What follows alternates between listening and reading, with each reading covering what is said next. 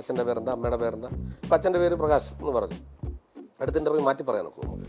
അച്ഛൻ്റെ പേര് ഗോപാലന്. അപ്പം ചോദിക്കില്ല പിന്നെ എത്ര തന്ത ഉണ്ടായിരുന്നു. അപ്പോൾ പുതിയതായിട്ട് പെൺകുട്ടികൾ വന്ന് ഒരു ദിവസം കോളേജിൽ നിന്ന് വന്നപ്പോൾ എന്നോട് പൊളിക്കെന്ന് പറഞ്ഞു. ഞാൻ പറഞ്ഞു ഓടി നടന്ന ലൈൻ അടിച്ചോണം എന്ന് പറഞ്ഞു. നീ ഓടി നടന്ന ലൈൻ അടിച്ചോണം. ഇപ്പോഴല്ലാതെ എപ്പോഴാണ് എൻ്റെ പ്രായം അപ്പോഴാണ് പ്രേമിക്കാൻ പോകുന്നത്. കണ്ടിട്ടുണ്ടെന്ന് കേട്ടോ. ഇനിയിപ്പോൾ ഇതായിരിക്കും പ്രമോദ് വെളിനാട് ചെറുപ്പം മുതൽ ഇത് കണ്ടുകൊണ്ടിരിക്കുകയാണെന്നുള്ള. പ്രമോദ് വെളിനാട് ചെയ്തത് കണ്ടാൽ നിങ്ങൾ മലയാളികളുടെ ഏറ്റവും പ്രിയപ്പെട്ട ഷാജോൺ ചേട്ടന്റെ മകനാണല്ലേ. അപ്പക്ക് ചെയ്യാൻ പറ്റില്ല എന്ന് പറഞ്ഞാല് ഇവന്റെ വേഷമല്ല, വേറെ വേഷം. എന്റെ റോളല്ല, എന്റെ റോളല്ല. ഇരിക്കുന്ന എന്റെ പ്രായമുള്ളവർ കാണും, നിങ്ങൾ സ്ക്രീനിൽ കാണുന്ന ഓരോ സീൻ കാണും, ഇങ്ങനെ നോക്കാൻ ഇതൊക്കെ നമ്മൾ ചെയ്തതാണല്ലോ എന്നുള്ളത് ഉറപ്പാ. ഞാനിപ്പോ ഒരാളെ സീരിയസ് ആയിട്ട് പ്രേമിച്ച് ഒരു പോയിന്റ് എത്തുമ്പോൾ ബ്രേക്കപ്പ് ആയി കഴിഞ്ഞാൽ ഇപ്പൊ നാളെ എനിക്ക് വേറെ ആളെ നോക്കാം മെന്റലി അത് പറ്റില്ല. ബ്രേക്കപ്പ് ആയിട്ട് എന്തിനാണ് ജിമ്മിൽ പോകുന്നത്? ഇനിയിപ്പം ബെറ്റർ വെർഷൻ ആവാൻ വേണ്ടിയാണോ എന്നുള്ള. നിങ്ങൾക്ക് ബെറ്റർ വെർഷൻ എപ്പോ വേണമെങ്കിലും ആവാം. എവിടെയാടാ? ജിമ്മിലെ മറ്റവളത്ത് വെച്ച് ഇന്ന് മുതൽ ഞാൻ എനിക്ക് ഒരു പ്രശ്നമില്ല, ഇന്ന് മുതലേ തകർക്കും. ഇവൻ ജിമ്മിൽ പോകുന്നുണ്ട് അല്ലേ?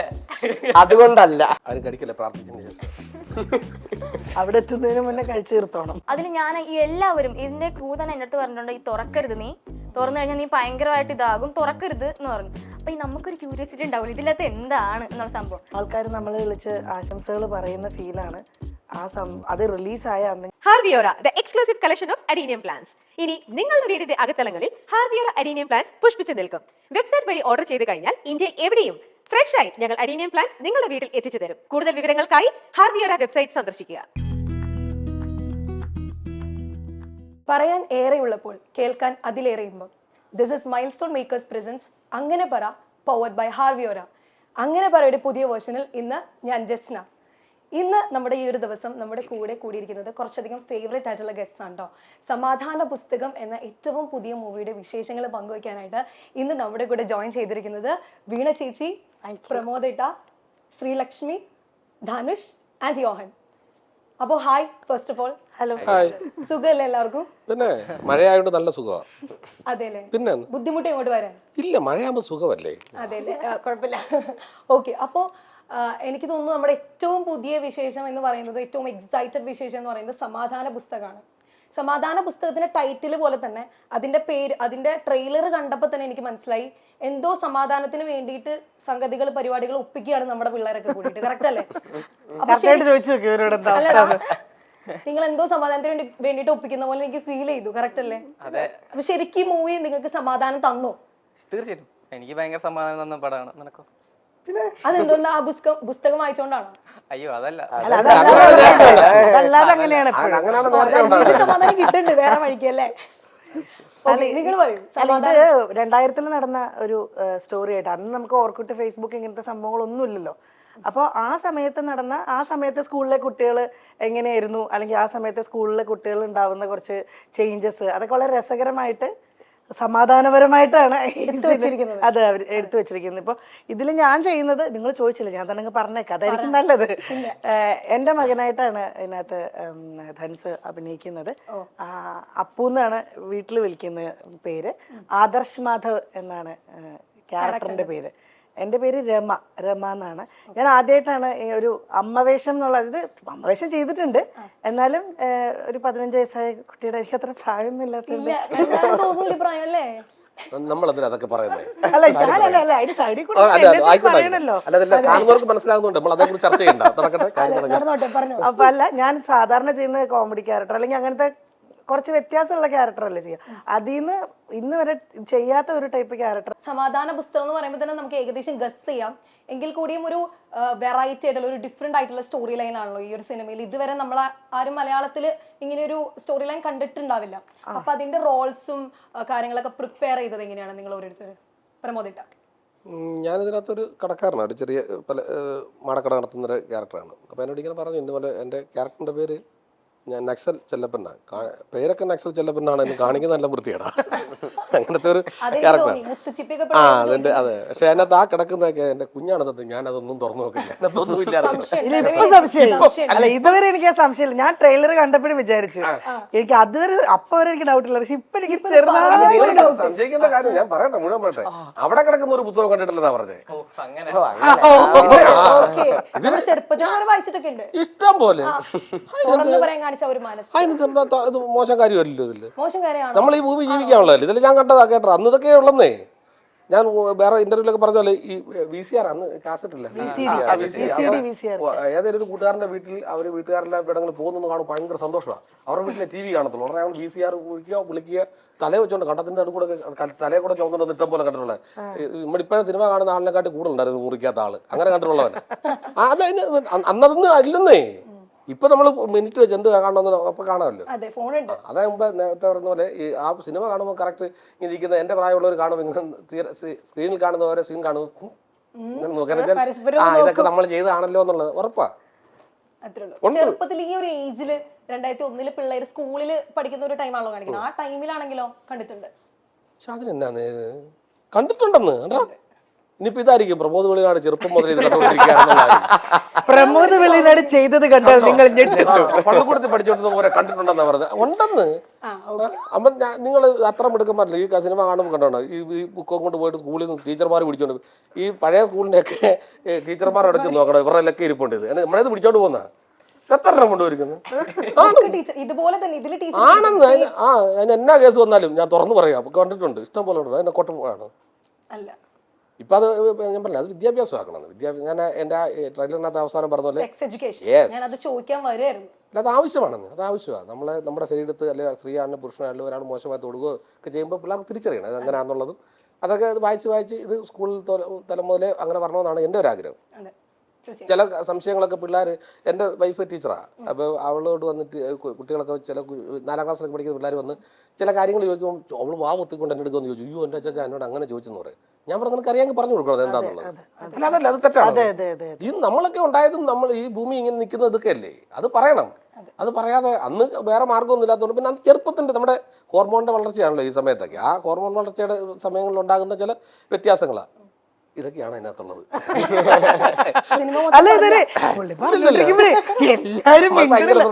വളരെ ശ്രദ്ധയോടെ ക്ലാസ്സിൽ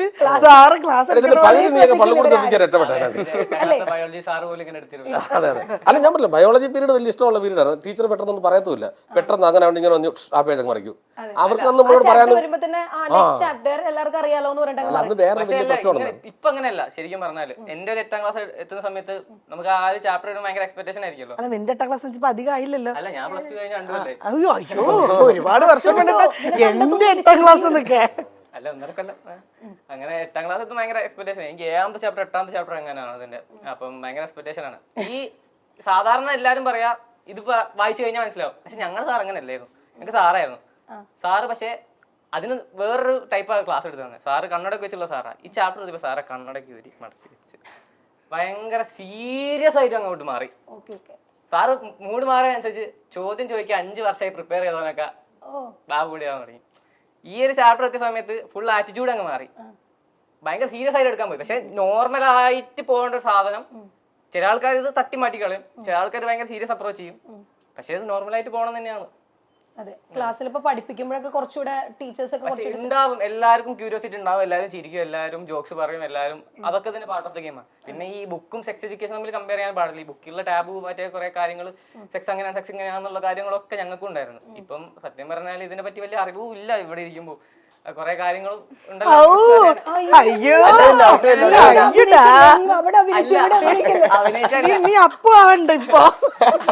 അല്ല കാര്യം പറഞ്ഞതാ. അവന്റെ മനസ്സ് നമ്മൾ കാണാൻ. യോഹൻ എന്താണ് പറയാനുള്ളത്? യോഹൻ നമ്മുടെ മലയാളികളുടെ ഏറ്റവും പ്രിയപ്പെട്ട ഷാജോൺ ചേട്ടന്റെ മകനാണല്ലേ. ഷാജോൺ ചേട്ടൻ ഈ ഒരു സ്റ്റോറിയെല്ലാം കേട്ടിരുന്നോ? ഈ ഒരു സ്റ്റോറി ഷാജോൺ ചേട്ടൻ കേട്ടിരുന്നു? അപ്പനാണ് ആദ്യം അപ്രോച്ച് ചെയ്തത് രവീഷ് ചേട്ടൻ. അത് കഴിഞ്ഞിട്ട് അപ്പയ്ക്ക് ചെയ്യാൻ പറ്റിയില്ല റോള്. അത് കഴിഞ്ഞിട്ട് ഞാൻ ഓഡീഷന് പോയി കിട്ടി. അങ്ങനെയാണ്.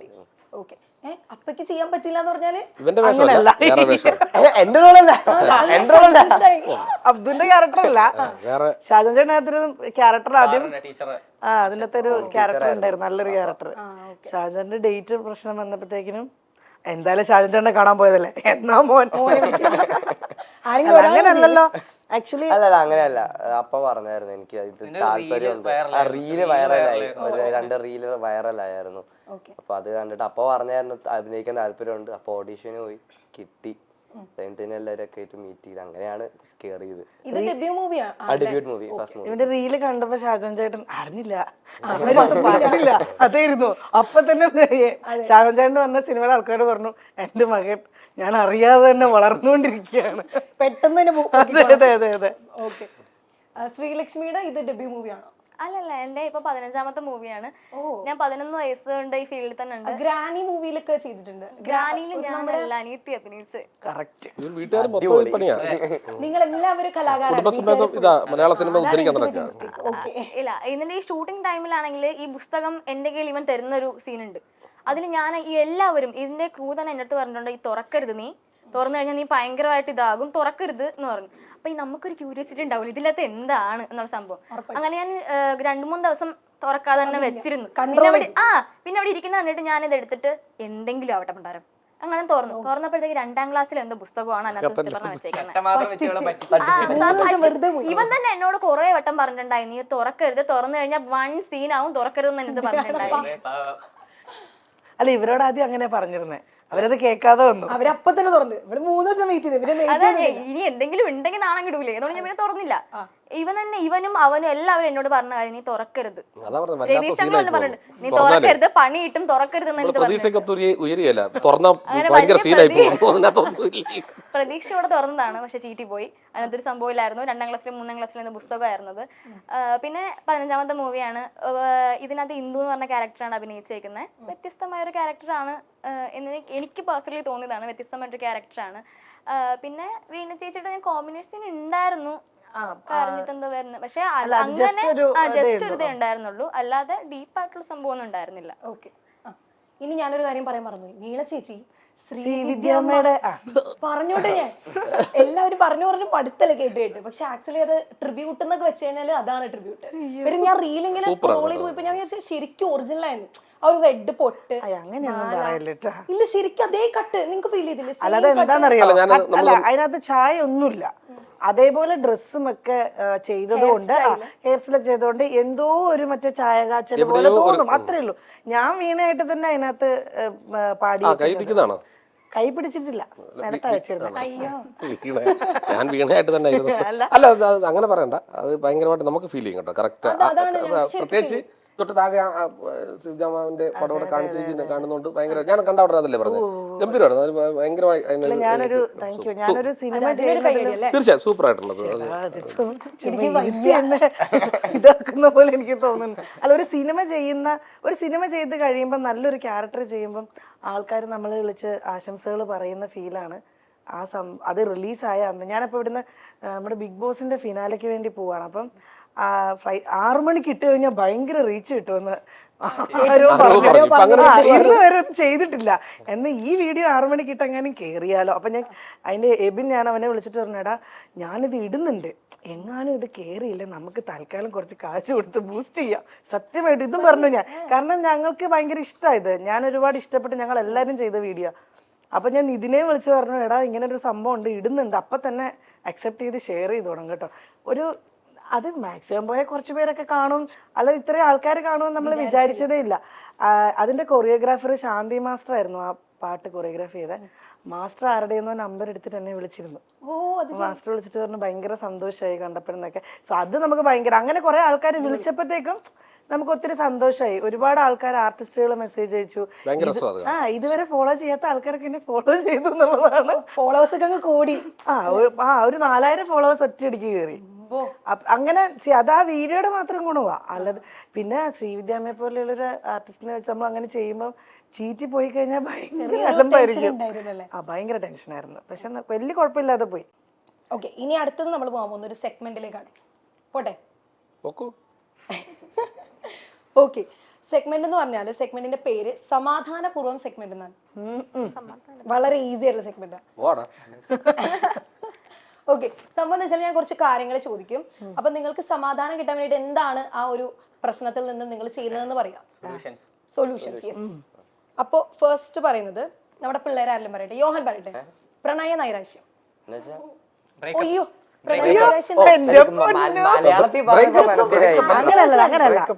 അഡ്വാൻസ് ആയിട്ടുള്ള സാധനം വേണം. ബ്രേക്കപ്പ്, പാട്ട് കേൾക്കും, പാട്ട് നല്ല പാട്ട് ഏതൊക്കെ പാട്ടാണ് കേൾക്കാറ്? അതിപ്പോ പറഞ്ഞ ഈ എനിക്ക് മറ്റേ ചെന്നാമേരിയ എന്ന് പറഞ്ഞ പാട്ടില്ലേ രൺബീർ കപൂർ, ഓക്കെ. അത് ഭയങ്കര എത്ര പ്രാവശ്യം അപ്പൊ കേട്ടിട്ടുണ്ട്? എല്ലാവർക്കും ഒരു കാര്യം മനസ്സിലായി, അവന് ബ്രേക്കപ്പ് ഉണ്ടായിട്ടുണ്ട് എന്നുള്ളത് ഇപ്പൊ പ്രേക്ഷകർക്ക് മുഴുവൻ മനസ്സിലായി. അങ്ങനെ എടാ നിനക്ക് എത്ര ബ്രേക്കപ്പ് ഉണ്ടായി, എത്ര തവണ അത് എത്ര പ്രാവശ്യം പാടിയെന്ന് പറഞ്ഞാൽ മതി, ബ്രേക്കപ്പിന് പറയണ്ട. നീ ആ പാട്ട് എത്ര പ്രാവശ്യം പാടിയെന്ന് പറഞ്ഞാൽ മതി. എത്ര തവണ ഉണ്ടായി? എന്ത് ബ്രേക്കപ്പോ? ആ അതിപ്പോ അങ്ങനെ ഇതൊക്കെ എണ്ണാനല്ല. ഷാജോൻ ചേട്ടൻ ഇതൊന്നും കേൾക്കുന്നില്ല, നീ പറഞ്ഞു. ഒറ്റ ബ്രേക്കപ്പ് തുടങ്ങിയിട്ടേ ഉള്ളൂ. അപ്പഴേ ബ്രേക്ക് ആയി. അതെ, ഇപ്പൊ തുടങ്ങി ബ്രേക്കപ്പ് ആയിട്ടല്ലേ ഉള്ളൂ, ഇനി ഇഷ്ടം പോലെ ഉണ്ടല്ലോ അവിടെ. സമയം കിടക്കുകയല്ലേടാ, സമയം കിടക്കുകയല്ലേ. അതെ പ്രമോദേട്ടാ പറയാനുണ്ടോ അതിൽ? അത് നല്ല കാര്യം. എൻ്റെ മോനെ ഇങ്ങനെ ഇപ്പൊ SB കോളേജിൽ ഇങ്ങനെ പെൺകുട്ടികളില്ല, ഇപ്പൊ പുതിയതായിട്ട് പെൺകുട്ടികൾ വന്ന് ഒരു ദിവസം കോളേജിൽ നിന്ന് വന്നപ്പോൾ എന്നോട് പൊളിക്കുന്നു പറഞ്ഞു. ഞാൻ പറഞ്ഞു ഓടി നടന്ന ലൈൻ അടിച്ചോണം എന്ന് പറഞ്ഞു. നീ ഓടി നടന്ന ലൈൻ അടിച്ചോണം, ഇപ്പോഴല്ലാതെ എപ്പോഴാണ് എൻ്റെ പ്രായം, അപ്പോഴാണ് പ്രേമിക്കാൻ പോകുന്നത്. അടിച്ച് പൊളിച്ചോടാ. പക്ഷെ എന്നാലും സീരിയസ് ആയിട്ടൊക്കെ നോക്കണം കേട്ടോടാ. അവരും അങ്ങനെ വേണം, അല്ല തിരിച്ചുള്ളവരും അങ്ങനെ വേണമെന്ന്. ട്രൂ ലവിന്റെ ആളുകളല്ലേ? ട്രൂ ലവിന്റെ ആളുകൾ. അതൊക്കെ ഞാൻ വെറുതെ ഇല്ല. No simple situationships no. അതാ കണ്ടില്ലേ ധനുഷോ? പാട്ടേ റിലേഷൻഷിപ്പിനെ പറ്റി പറയും, കേൾക്കട്ടെ ഞങ്ങൾ. പാർട്ട് ടൈം ഈ സിനിമ ഇറങ്ങിയ പിന്നെ ഫുൾ ഗേൾസ് ഫാൻസ് ആയിരിക്കും, അപ്പൊ അവർക്കൊക്കെ അറിയാൻ വേണ്ടിട്ട് പറയണ്ടേ. അതെ അതെ സിംഗിളാണ്. സിംഗിൾ ആണോ? ഞാൻ സിംഗിൾ ആണ്, വെയിറ്റിംഗ് ഫോർ ദി. ബ്രേക്കപ്പിനെ കുറിച്ചാണ് ചോദിക്കുന്നത്. ബ്രേക്കപ്പ് എത്ര തവണ ആയി? സത്യം പറയണം, അല്ല ബ്രേക്കപ്പ് സത്യം പറയണം. സൊല്യൂഷൻ തന്നെ പറയണ്ടേ? സൊല്യൂഷൻ നീ ആദ്യം ഇത് പറ. ഇല്ല സൊല്യൂഷനെ ചോദിച്ചോളൂ, എത്ര ചോദിച്ചു. ഓക്കെ നെക്സ്റ്റ് നമുക്ക് ശ്രീലക്ഷ്മിനോട് ചോദിക്കാം, എത്ര ബ്രേക്കപ്പ്?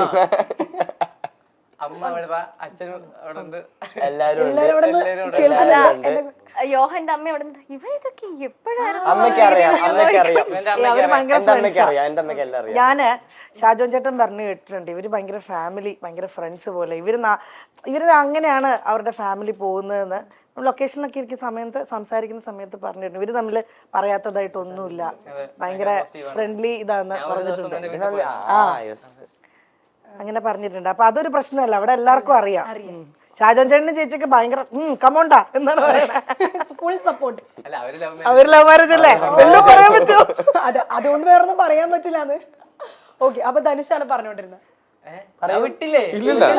ശരി. അല്ല, ക്വസ്റ്റ്യൻ ബ്രേക്കപ്പ് ആയാൽ അതിൽ നിന്ന് എങ്ങനെ ഓവർകം ചെയ്യാൻ വേണ്ടി എന്താ ചെയ്യാ സമാധാനപരമായി? അല്ല അത് ഡിസ്റ്റു അല്ല അതങ്ങ് നെക്സ്റ്റ് അല്ലത് മൂവ് ഓൺ ചെയ്യാനായിട്ട് ഇപ്പൊ നമ്മൾ എന്താണ് സമാധാനമാവാനായിട്ട്? മൂവ് ഓൺ ചെയ്യാന്ന് പറഞ്ഞാല് ഇങ്ങനെ മൂവ് ഓൺ ചെയ്യാനൊന്നും നടക്കൂല. ഇപ്പൊ ഓരോരുത്തരാണ്. ഇപ്പം ഞാനിപ്പോ ഒരാളെ സീരിയസ് ആയിട്ട് പ്രേമിച്ച് ഇപ്പൊ ഒരു പോയിന്റ് എത്തുമ്പോൾ ബ്രേക്കപ്പ് ആയി കഴിഞ്ഞാൽ ഇപ്പൊ നാളെ എനിക്ക് വേറെ ആളെ നോക്കാം പറ്റില്ല, മെന്റലി അത് പറ്റില്ല. പറ്റുന്നവരുണ്ടായിരിക്കും, ചില ആൾക്കാരുണ്ട് സമയം എടുക്കും. അല്ലാണ്ട് എനിക്കിപ്പോ ഇന്ന് വിഷമം വരുമ്പോ പാട്ട് കേൾക്കും, സ്വാഭാവികമായിട്ട് കരയാൻ തോന്നും, അത് സ്വാഭാവികമുള്ള കാര്യം. അങ്ങനെയൊക്കെ തന്നെ പോവും. അല്ലാണ്ട് ഇന്ന് സെറ്റ് ചെയ്ത് വെച്ചിട്ടൊന്നുമില്ല, ബ്രേക്കപ്പ് ചെയ്ത് കഴിഞ്ഞാൽ നാളെ ഇതാണ് ജിമ്മിൽ പോവുക, അങ്ങനത്തെ പരിപാടി ഇല്ല. അങ്ങനത്തെ പരിപാടി ഒന്നും ഇല്ല. എനിക്കത് മനസ്സിലായില്ല, ബ്രേക്കപ്പ് ആയിട്ട് എന്തിനാണ് ജിമ്മിൽ പോകുന്നത്. ഇനിയിപ്പം ബെറ്റർ വെർഷൻ ആവാൻ വേണ്ടിയാണോ എന്നുള്ള. നിങ്ങൾക്ക് ബെറ്റർ വെർഷൻ എപ്പോ വേണമെങ്കിലും ആവാം, അത് ബ്രേക്കപ്പിനായിട്ട് വെയിറ്റ് ചെയ്യണോ, അല്ലെ ബ്രേക്കപ്പ് കഴിഞ്ഞിട്ട് ആവണം. ഒരു 3-4 വർഷം കഴിഞ്ഞിട്ട് ഇവനെ വിളിക്കണം. സംഭവമില്ല. നല്ല ഇമ്പോർട്ടന്റ് പോയിന്റ് ആണ് നീ അല്ല എന്താ അവിടെ എന്തോ കമന്റ് 3-4 വർഷം കഴിഞ്ഞ് എനിക്ക് ഇവനെ ഒന്ന് വിളിക്കണം. ഇവൻ ജിമ്മിലാണോ മുഴുവൻ മസിലായിരിക്കും. ബസ്സിലായിരിക്കും പിന്നെ. എവിടെയാടാ? ജിമ്മിലെ ചേച്ചി. എന്താ മറ്റവളത്ത് ചേച്ചി ഇന്ന് മുതൽ ഇന്ന് മുതൽ എനിക്ക് ഒരു പ്രശ്നമില്ല, ഇന്ന് മുതലേ തകർക്കും. ഇവൻ ജിമ്മിൽ പോകുന്നുണ്ട് അല്ലേ? അതുകൊണ്ടല്ല, ഓ ഇവൻ ജിമ്മിൽ പോയത് അത് കാരണമാണ് ബ്രേക്കപ്പ്. അതുകൊണ്ടൊന്നുമല്ല. അല്ല ചില ആൾക്കാരുണ്ട്, ഇപ്പൊ ഒരു റിലേഷൻഷിപ്പിന് ഇറങ്ങിയിട്ട് അത് ഒരു ഇയർ കഴിഞ്ഞ കാണും, വേറെ റിലേഷൻഷിപ്പിലാവും, അതിന് മറ്റേ ആളിൽ നിന്ന് മൂവ് ഓൺ ചെയ്തിട്ടുണ്ടാവില്ല. എനിക്ക് അങ്ങനത്തെ പേഴ്സണലി അറിയാവുന്ന കുറച്ച് ആൾക്കാരുണ്ട്, മനസ്സിലായില്ലേ? അപ്പൊ അതൊരു ബാഡ് തിങ് ആണ്, മനസ്സിലായില്ലേ? അപ്പൊ മൂവ് ഓൺ ചെയ്യണം, ചെയ്തുകൊണ്ടേയിരിക്കണം. അല്ല ചെയ്തുകൊണ്ടേയിരിക്കണം എന്നല്ല, ഇങ്ങനെ മാറ്റിക്കൊണ്ടേയിരിക്കണല്ലോ. ഡ്രസ്സ് മാറ്റുന്നതിന്റെ കൂട്ട് അങ്ങനെ മാറാൻ പാടില്ല. ഒരാളായിട്ട് അറ്റാച്ച് ചെയ്ത് അവിടെ ഇരിക്കണം, കമ്മിറ്റ് ചെയ്യണം. You have to commit to it. Shan ചേട്ടാ എന്തെങ്കിലും വന്ന് ഒരു പെൺകൊച്ചിനെ ഇഷ്ടമാന്ന് പറഞ്ഞു കഴിഞ്ഞാൽ അതിന്റെ അർത്ഥം ആ കൊച്ചിനെ അവൻ കെട്ടു എന്നാണ് കേട്ടോ. അതാണ് ഈ പറഞ്ഞു വരുന്നത്. അതെ, ഓക്കെ. അപ്പോൾ ഇനി നെക്സ്റ്റ് ആണ് അടുത്ത ചോദ്യം. കഠിനമായ ജോലി തിരക്ക്, അത് ഇപ്പം വീണ ചേച്ചി പറഞ്ഞു. കഠിനമായ ജോലി തിരക്കൊന്നും എനിക്കിപ്പോ ഇല്ല, എന്നാൽ വരാറുണ്ടല്ലോ. കഠിനമായ ജോലി തിരക്ക് വന്ന് എന്ത് ചെയ്യുന്നോ, സമാധാനം കിട്ടാൻ വേണ്ടി എന്ത് ചെയ്യും? ഭഗവാനെ എന്നും ഇങ്ങനെ വർക്ക് ഉണ്ടാവണേ എന്ന് പ്രാർത്ഥിക്കും. കാര്യം അങ്ങനെ ജോലി തിരക്കൊന്നും ഇപ്പൊ വരാറില്ല. സത്യസന്ധമായിട്ട് പറഞ്ഞാല് നമുക്കൊരു സിനിമ കഴിഞ്ഞാൽ അടുത്ത സിനിമ വരാൻ കണ്ടിന്യൂസ് ഇങ്ങനെ വന്നുകൊണ്ടിരിക്കുകയല്ലോ. പക്ഷെ എനിക്ക് 365 ദിവസം സിനിമയിൽ അഭിനയിക്കാൻ താല്പര്യമുള്ള ഒരാളാണ്. പക്ഷെ ആരെങ്കിലും വിളിക്കണ്ടേ 365 ദിവസത്തേക്ക്? അല്ല, അങ്ങനെ കഠിനമായ ജോലി തിരക്ക് അങ്ങനെയൊന്നും വന്നിട്ടില്ല. നമുക്ക് ഇഷ്ടമാണല്ലോ അഭിനയിക്കാൻ. ഇത് നമ്മൾ ഇഷ്ടപ്പെട്ട് തിരഞ്ഞെടുത്ത ഒരു ഇതല്ലേ, ജോലി അല്ലല്ലോ, നമ്മുടെ ഒരു പാഷൻ. എന്താ പറയാ, ആ പാഷന് മേലെ എന്തെങ്കിലും പറയാൻ പറ്റുമോ അല്ലേ? പാഷൻ എന്നൊന്നും പറഞ്ഞാൽ ശരിയാകത്തില്ല. ഇതാണല്ല. പ്രമോദേട്ടനാണെങ്കിലോ? ചെയ്തു തീർക്കും, അത്രേ ഉള്ളൂ. മാക്സിമം ചെയ്ത് തീർക്കാന്ന് അത്രയും ചെയ്ത് തീർക്കും. ജോലി തിരക്കല്ല, പിന്നെ തിരക്കുണ്ടാകട്ടെ, നാട്ടുകാരും തിരക്കി നടക്കട്ടെ നമ്മളെ. ഓക്കെ. അടുത്തത് വീട്ടുകാരുമായുള്ള വാക്ക് തർക്കം. ആരെ പറയണം? ശ്രീലക്ഷ്മി വരട്ടെ, ഒന്നും മിണ്ടാതിരി. വീട്ടുകാരോട്ട് വഴക്കുണ്ടാക്കി എത്ര പ്രാവശ്യം ഇറങ്ങി പോയിട്ടുണ്ടോ വീട്ടിൽ? പോവാറില്ല. അവര് പോവോ? അവരെല്ലാം പോവോ? ആരും പോവാറില്ല. ഇവര് ഞാൻ കൂടുതൽ വഴക്കുണ്ടാവാറ് ഞാനും എന്റെ അമ്മയാ. അമ്മ അവിടെ നിൽപ്പുണ്ട്, ഞാൻ എന്റെ അമ്മയോട് കൂടുതൽ വഴക്കുണ്ടാവാറ്. വഴക്കുണ്ടാക്കിയിട്ട് ഞാൻ ഭയങ്കര വെയിറ്റ് ഒക്കെ ഇങ്ങനെ ഇരിക്കും. കുറച്ചു നേരം കഴിഞ്ഞപ്പോ എന്റെ അമ്മ വന്നിട്ട് ഒരു ഷവർമ്മ മേടിച്ചു തരാം, മിണ്ടുവോ മിണ്ടത്തില്ലേ. ഇതൊക്കെയാണ് അമ്മ. എന്റെ വീക്ക്നെസ് കയറി പിടിക്കും. എനിക്ക് ഭയങ്കര ഇഷ്ടമാണ് ഷവർമ്മ. അപ്പോഴത്തേക്ക് എന്താ വെച്ചാൽ മേടിച്ചു തരാം, മിണ്ടുവോ, എല്ലാ പ്രോബ്ലം തീർത്തും. ഞാൻ കുറച്ചു നേരം നിന്നിട്ട് ചിരി വരിക്കും. എനിക്ക് ഓട്ടോമാറ്റിക്കലി എനിക്ക് ചിരി വരും. ഒരു 5 മിനിറ്റ് ഒക്കെ ഇരിക്കത്തുള്ളൂ. അങ്ങനെ വന്നിട്ട് ഇങ്ങനെ പറയും. ഞാൻ പറയും ഓക്കെ, എപ്പോ ഓർഡർ ചെയ്യും, അങ്ങനെയാണ്. അല്ലാതെ എന്റെ അമ്മയെ ഞാൻ ഒരു സെക്കൻഡ് ആലോചിച്ചതാ.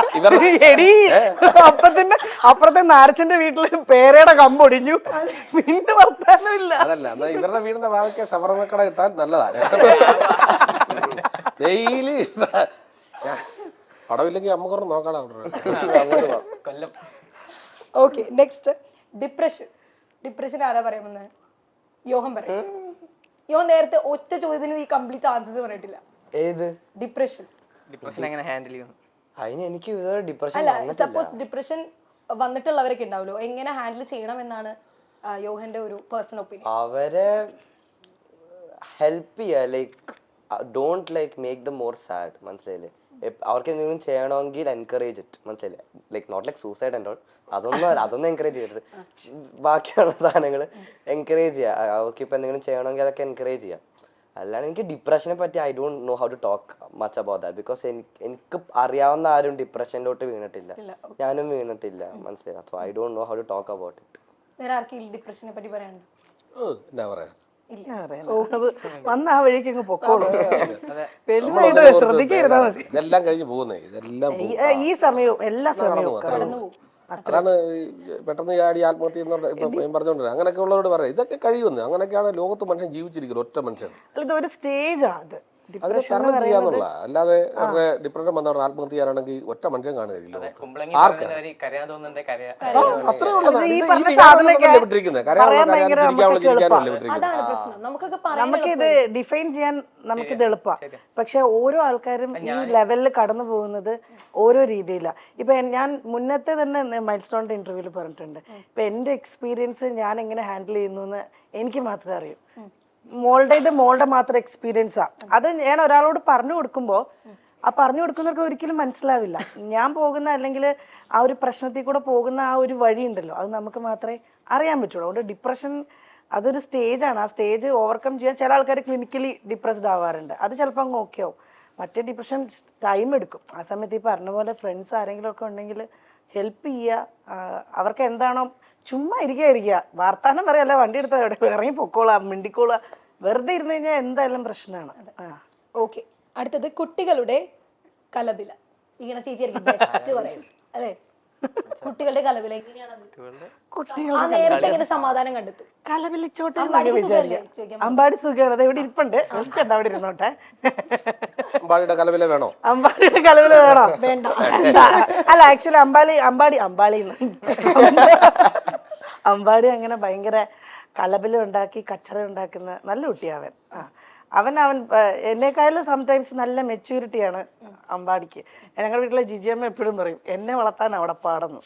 അമ്പാടി ഭയങ്കര നല്ല, രാവിലെ കറക്റ്റ് 5:45 6 മണിക്ക് ആകുമ്പോൾ എണീറ്റ് 7 മണിക്ക് സ്കൂൾ ബസ് വരും. നല്ല എന്താ പറയാ, കറക്റ്റ് നല്ല രീതിയിൽ പൊക്കോടുക്കുക. ഞാനാണ് ആ വീട്ടിലെ അലമ്പ്. അമ്പാടി നല്ല വെച്ച. അമ്പാടി ചിലപ്പോ എങ്ങനെയാണ് അമ്പാടി ടോളറേറ്റ് ചെയ്യണമെന്ന് വേണമെങ്കിൽ വിളിച്ചിരുത്തി ചോദിക്കണ്ടേ? അത് പിന്നെ ചോദിക്കാം. അല്ല, പക്ഷെ അവൻ ഇങ്ങോട്ട് ഞാൻ ഒന്ന് ഡൗൺ ആയി ചോദിക്കും, അമ്മ ഓക്കെ അല്ലേ എന്ന് ചോദിക്കും. അത് നമ്മുടെ ഫ്രണ്ട്സും ഒക്കെ പറയും. അതുകൊണ്ട് കലബിലൊന്നുമില്ല.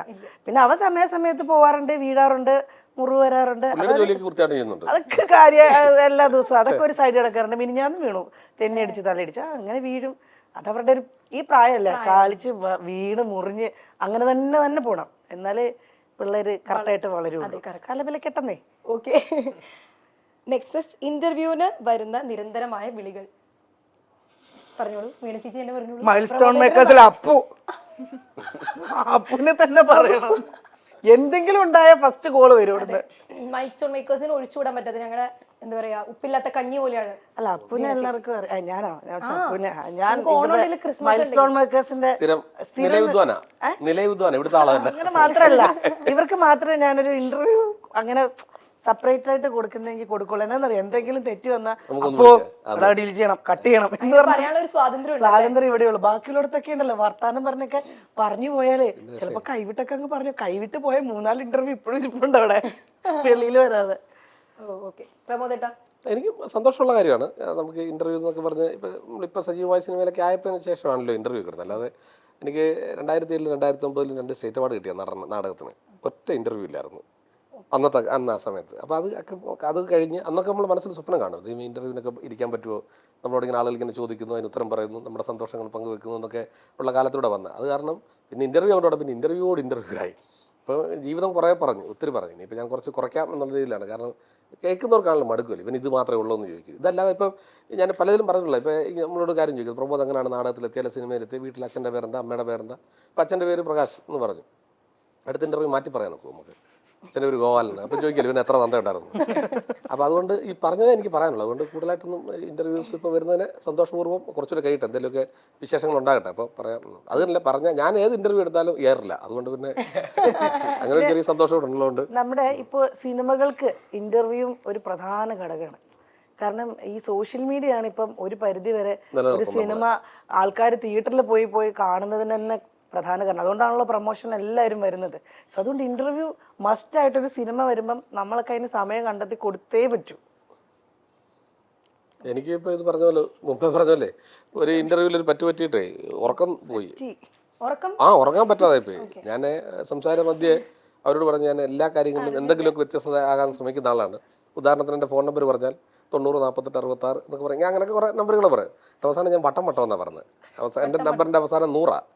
അപ്പോൾ ഇപ്പം ഞാൻ പറഞ്ഞ പോലെ ഒരു നമ്പർ പറഞ്ഞിട്ട് അവസാനം വട്ടം എന്ന് പറഞ്ഞു. ഞാൻ വെച്ച് ഇവർ എഡിറ്റ് ചെയ്തിട്ടൊക്കെ എടുത്തുള്ളൂ. ഇവർ അങ്ങ് പോസ്റ്റ് ചെയ്ത് എയറിൽ പോയി. ഞാൻ ഷൂട്ടും കഴിഞ്ഞ് 2 മണിയായപ്പോൾ കിടക്കുക. ഒരു പുള്ളിയുടെ ഒരു കോള് വരിക, ഹലോ, അപ്പോൾ ഈ നമ്പർ മാത്രം. അപ്പോൾ ഞാൻ വെച്ചാൽ നാളെ നേരത്തെ ഇറങ്ങണ്ടെന്നോ അല്ലെ വൈകുന്നേരം ഇറങ്ങിയാൽ മതി എന്നൊക്കെ പറയാൻ നമ്മൾ അതൊക്കെ കൊടുങ്ങി കുത്തി കട്ടിലെങ്ങനെ പോയി, ഹലോ ആരാണ് ചേട്ടാ, ഞാൻ ജോർദാനിന്ന് വിളിക്കുക. ജോർദാനിന്ന്. അപ്പോൾ ഞാൻ വീണ്ടും അവളുടെ സന്തോഷം ചേട്ടൻ ഭയങ്കര ഇഷ്ടമാണ് മറ്റേതാണ് എന്നൊക്കെ കുറേ പറഞ്ഞു. എന്നിട്ട് പറഞ്ഞു, ഞാൻ പറഞ്ഞു ചേട്ടാ ഇവിടെ 2:45 രാത്രി, എനിക്ക് പ്രശ്നമില്ല, പുള്ളിക്ക് അവിടെ നേരം വെളുത്തിരിക്കുക, എനിക്ക് പ്രശ്നമില്ല. ഞാൻ പറഞ്ഞേ ചേട്ടാ എനിക്ക് രാവിലെ ഷൂട്ടർ കൊണ്ട് ശരി ഓക്കെ എന്ന് പറഞ്ഞ് ഫോൺ വെച്ചിട്ട് വീണ്ടും ഞാൻ പുതപ്പ് പിടിച്ച് കിടക്കാതിരിക്കുമ്പോൾ വീണ്ടും ബെല്ല് എടുത്ത്. അത് തന്നെ ചേട്ടാ ഒരു കാര്യം പറയാൻ വിട്ടുപോയി. എന്താ ചേട്ടൻ നരേന്ദ്രപ്രസാദാണ് ഞാൻ അടുത്ത, പുള്ളിയുടെ ഒരു സന്തോഷമാണ്. ഞാൻ പറഞ്ഞു ഓക്കെ താങ്ക് യു, അല്ലെങ്കിൽ എന്നെ ഫർഗീസ. ഞാൻ പറഞ്ഞു താങ്ക് യു. ഉടനെ പുള്ളി അടിച്ചു തരടാ ആണ്ടവനോ സേഡ്ജി ഒന്ന്. അവിടുന്ന് രാത്രി 2:45 ജോർദാനി തന്നെ എന്നൊരു ന്യൂസ് പറഞ്ഞു. വല്ല കാര്യം അങ്ങനെ എത്ര കോൾ വന്നറിയാം. എന്നിട്ട് ഹലോ പ്രമോദ് ചേട്ടനാണോ ആണോന്നറിയാൻ വിളിക്കാം, ഈ നമ്പർ ശരിയാണോന്ന് അറിയുമ്പോൾ അങ്ങനെ പെട്ടുപോയി. അതുകൊണ്ട് അത്യാവശ്യമുള്ളതൊക്കെ ഇടാവുള്ളേ. അതവരേറ്റു. ഓക്കെ, അപ്പൊ അങ്ങനെ നമ്മുടെ ആ ഒരു സെഗ്മെന്റ് കഴിഞ്ഞിരിക്കുകയാണ്. വളരെ സന്തോഷം. അതെ, ഇച്ചിരി സമാധാനമായിട്ടുണ്ട്. ഇപ്പൊ ഇച്ചിരി സമാധാനമായി. എന്നാലും സമാധാന കുറവ് മാറ്റാൻ വേണ്ടിട്ട് ഞാനൊരു സാധനം തരാൻ പോവാണ്. നിങ്ങൾക്ക് എല്ലാവർക്കും വിശക്കുന്നുണ്ടോ? ഞാൻ എന്തെങ്കിലും തരട്ടെ കഴിക്കാനായിട്ട്? സന്തോഷം അല്ലേ? ഓക്കെ, സ്പെഷ്യൽ ആയിട്ട് കട്ട്ലറ്റ് ഒക്കെ ഉണ്ടാക്കി കൊണ്ടുവന്നേക്കാണ്. എന്തോ വലുത് വരാനുണ്ട് മോനെ, എന്തോ വലുത് വരാനുണ്ട്. അതിനാ ഇങ്ങനെയൊക്കെ പറഞ്ഞ മാറട്ടെ. സോസിൽ മുക്കണം. ആരും കടിക്കല്ലേ പ്രാർത്ഥിച്ചതിന് ശേഷം. അവിടെ എത്തുന്നതിന് മുന്നേ കഴിച്ചു തീർത്തോണം. പിന്നെ അല്ലെങ്കിൽ ടാസ്കിന് അവസരം കൊടുക്കണം. ഞാൻ ഉണ്ടാക്കിയാന്ന് പറഞ്ഞു, അതാ പറഞ്ഞു പ്രാർത്ഥിച്ചിട്ട് കഴിക്കാന്ന്. വേണമെങ്കിൽ കഴിച്ചോ, വേണ്ട പിന്നെ ഇത് കഴിഞ്ഞിട്ട് കഴിക്കാല്ലേ. അല്ല വെറുതെ ഞാൻ ഒരു സന്തോഷത്തിന് ഒന്നാണ് കഴിക്കാൻ വേണ്ടി, ഒരു സംഭവം ഇല്ല ഇതിനകത്തൊന്നും മിക്സ് ചെയ്തല്ലേ. ഇങ്ങനെയൊന്നും ഉണ്ടാവാറില്ല മൈൽ സ്റ്റോൺസിന്റെ ഭാഗത്തുനിന്ന്. അല്ലല്ല അത് നിങ്ങൾ കഴിക്കാൻ കഴിച്ചിട്ട് അഭിപ്രായം പറയാം. അല്ല കഴിച്ചിട്ട് ഇവർക്ക് കുഴപ്പമില്ലെങ്കിൽ കഴിക്കാമല്ലോ. ഓ അത് ശരി. കേട്ടോ, നിങ്ങൾ അത് കേട്ടോ, നിങ്ങൾക്ക് കുഴപ്പമില്ലെങ്കിലേ ആള് കഴിക്കുള്ളൂ. അല്ല അത് വെറുതെ നിങ്ങൾ കുഞ്ഞു കുട്ടികളല്ലേ, നിങ്ങൾക്കൊക്കെ എന്തോ ആവാലോ. ചേച്ചിയുടെ അത് ഒരു മര്യാദ ഇത്രയും ആളുകൾ കഴിച്ചിട്ട് നല്ല നോക്കിയിരിക്കും കടിക്കാന്ന് പറഞ്ഞാൽ ചേച്ചി ഉണ്ടാക്കിയതാണോ? ഒരു മിനിറ്റ് കേട്ടോ, നിങ്ങൾക്ക് വേണ്ട. ആ, പിന്നെ തരൂല കേട്ടോ, ഇപ്പൊ വേണേ തരൂ, ഇത് കുറച്ചൊക്കെ കഴിഞ്ഞാൽ തീർന്നു പോകും, പിന്നെ പറയരുത്. സോ അങ്ങനെ സമാധാന പുസ്തകം ജൂലൈ 19 അല്ലേ, 19 റിലീസ് ചെയ്യാണ്. എല്ലാവരും തിയേറ്ററിൽ തന്നെ പോയിട്ട് കാണാം. ഈ ഒരു മൂവി കുറെ പേർക്ക് റിലേറ്റബിൾ ആയിരിക്കും. സോ ഇന്ന് ഈ ഒരു ദിവസം നമ്മുടെ കൂടെ ചെലവഴിച്ചതിന് ഒത്തിരി അധികം thank you to you all. Thank you. ഇതിനും താങ്ക് യു. അതിന് ഓക്കെ, വെൽക്കം.